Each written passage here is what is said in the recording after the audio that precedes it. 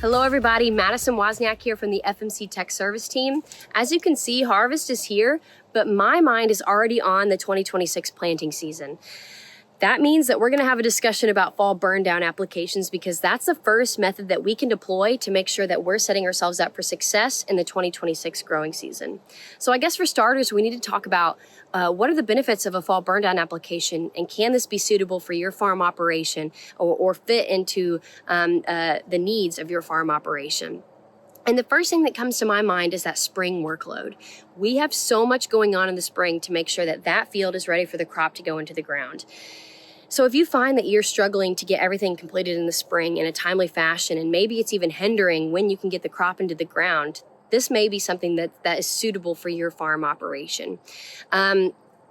I find across my territory in Missouri, Illinois, and Indiana that there are few suitable working field days in March and April months versus the October, November, and early December months. So by that I mean we're usually struggling with rainfall events. We're struggling with significant temperature variations from freezing to warm, and then of course wind events that are keeping the sprayer from making those spring burn down applications. So I guess this benefit is twofold. Can we take some of that workload from the spring and allocate it to the fall so that we can make sure that we're getting the crop in the ground a little bit more timely? But also, can we be making those burn down applications in environmental conditions that are more suitable to favor enhanced herbicide efficacy? So making sure that the temperatures are more stable and those weeds are actively growing so that they're able to actively take in the herbicide and then of course achieve weed death. So those are good things. The other thing that I think about is reducing or depleting the weed seed bank. So if we don't give those winter annual weeds a chance to mature, set seed, drop seed, ultimately we can deplete the weed seed bank. Another long-term benefit or forward-thinking benefit is making sure that we're getting rid of those winter annuals so that they can't harbor seedling insects that are ultimately going to decrease plant vigor or even take out crop stands in the subsequent season. And that also leads me into thinking about henbit and purple dead nettle, which are known hosts for problematic soybean nematode, soybean cyst nematode. So this is forward thinking. We're not just helping deplete the weed seed bank, we're also helping get rid of a safe haven for seedling insects and problematic nematodes. And then last, and maybe even one of the most important points for consideration is field readiness.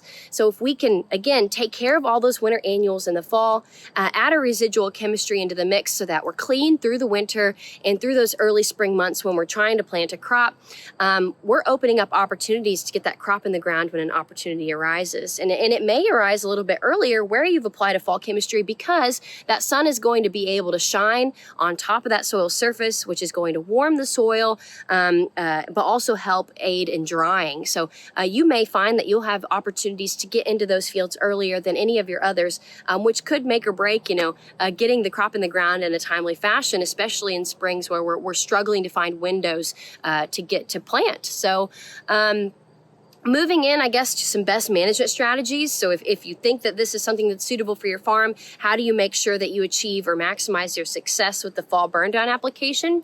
The first thing that I tell growers to think about is holding off on that herbicide application until we've reached soil temperatures of 55 degrees and decreasing. We want to do this to help keep our herbicides, our residual herbicides, from breaking down too quickly. So if you're going to make the effort to get that chemistry out there, let's maximize its capability or residual capability. The other thing I'm thinking about is air temperature. As I mentioned before, make sure that we're applying those chemistries when the weeds are still actively growing so they're better able to take in that chemistry. That's going to be around 50 degrees, and we'd like to see that stable 50 degree temperature for 3 or more days when we're making those applications. And then the other thing that I think about is when should you get into the field with the sprayer after a field has been harvested? You want to make sure that that residue has settled before you go out there to make that fall burn down application. And then lastly, coverage. That's important for any pesticide application, and it's still important in a fall burn down application. You've got a couple of things that could be working against you in a burn down application.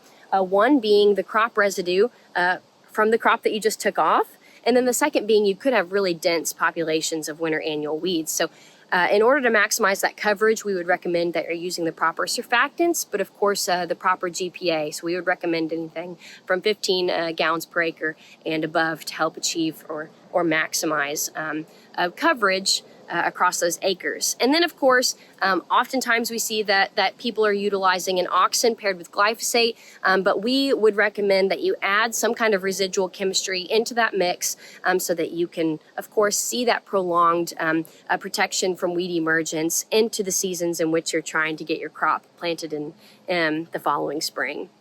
So with that, I'm going to turn it over to Michele Meyer, and she's going to talk a little bit about what she saw from her territory in Missouri in the spring 2025 season.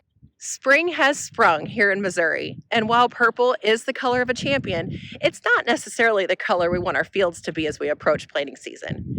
Drive down the roads in Missouri this spring, and you're going to see winter annuals taking over the fields that have not already been worked or had a fall chemical application, leaving this carpet of purple henbit.